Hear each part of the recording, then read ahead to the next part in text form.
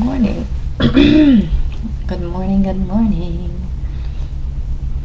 Happy morning.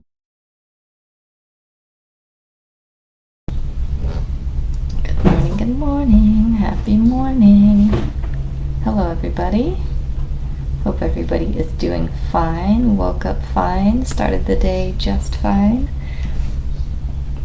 I'm going to go ahead and do a daily message, and I do believe we have some time to go into the ladder in First Chronicles. All right, let us begin. Let's see what the day has in store for us. In the name of Allah, most gracious, most merciful. Okay.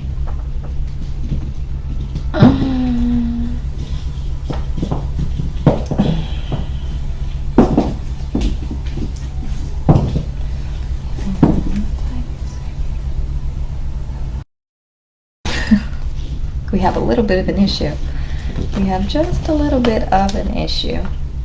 We have a line from Surah 26 and lots of short consecutive lines here together. Surah 26. This surah is called Ash-Shu'ara. Ash-Shu'ara.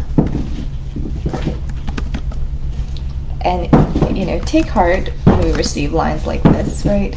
This is the poets, translated Ash-Shu'ara, the poets. And we have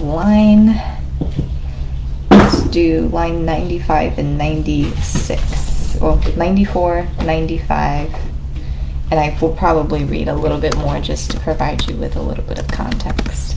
Line 94 and 95 reads, "Then they will be thrown headlong into the fire, they and those straying in evil, and the whole hosts of Iblis together."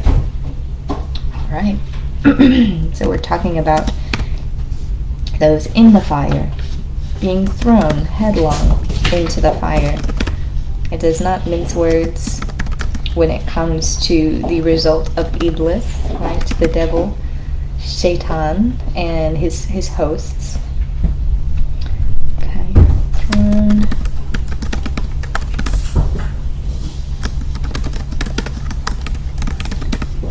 to the fire. They and those straying in evil. Okay? And we take heart.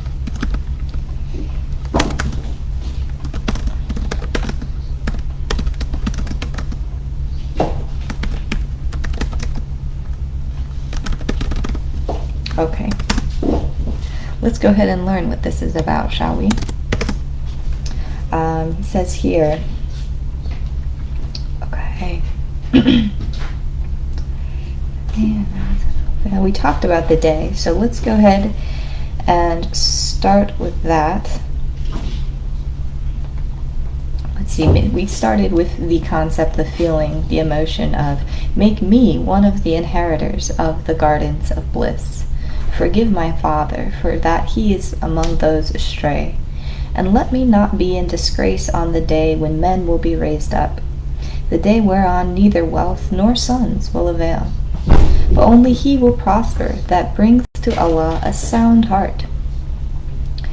To the righteous the gardens will be brought near, and to those straying in evil the fire will be placed in full view.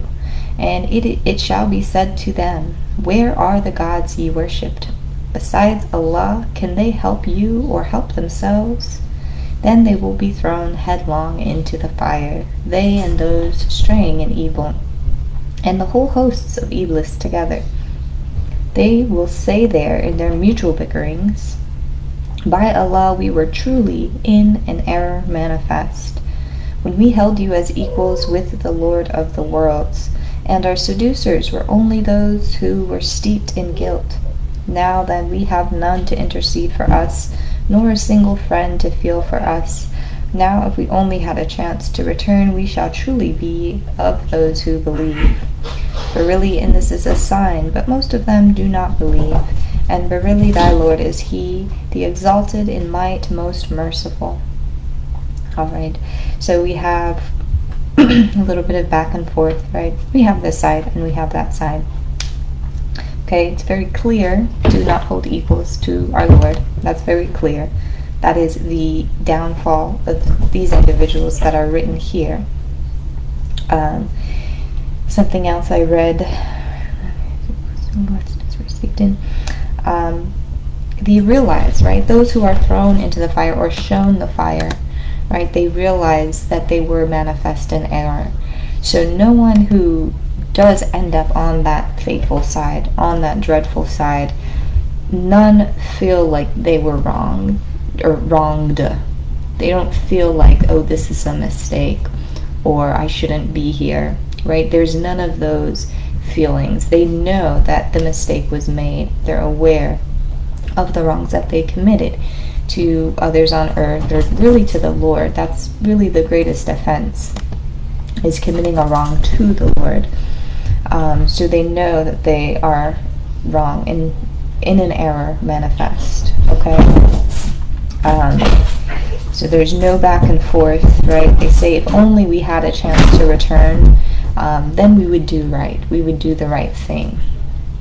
The thing is, when that event takes place, it is final, okay? There's really no opportunity and no chance to come back and return, because it says here in other lines within the Qur'an, it says that even if they were given the chance to return, they would make the same mistake over and over again.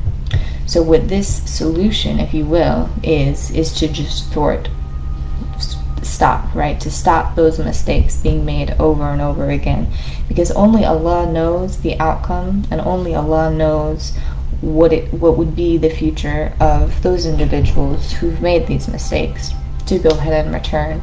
And again, it's just through the true test of time, right? Maybe allowing some people to have a second chance, and only to see them make the same mistakes, right? And their generations to make the same mistakes. So what that solution provides, if you will, is just a final say and a final stopping of events that would have otherwise been repeated. So let's see if I have a title out of that.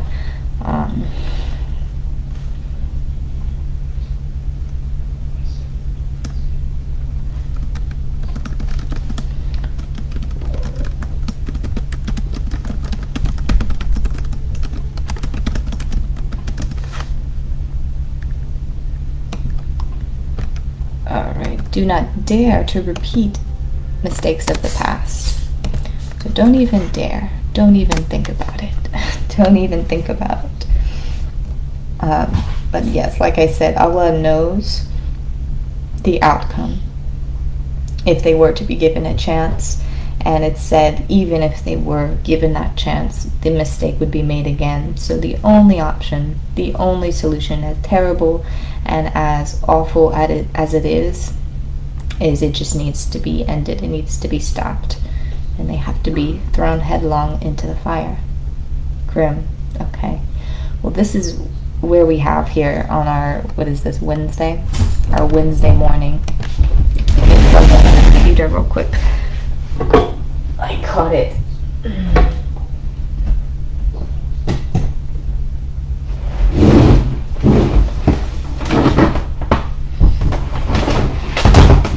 Of course, you guys, I go into these with good intentions, you know. Nobody wants to read about the fire at 8 o'clock in the morning.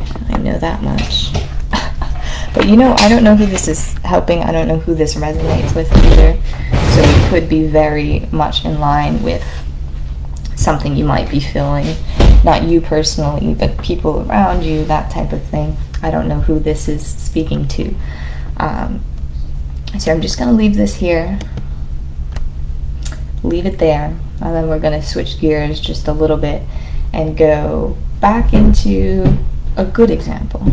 Praises of Allah, praises of our Lord, feeling unworthy but being worthy all at the same time. Let's go ahead and talk about First Chronicles and David. You love David. Okay, I'll be back in just a second. Thanks for listening. Catch you later.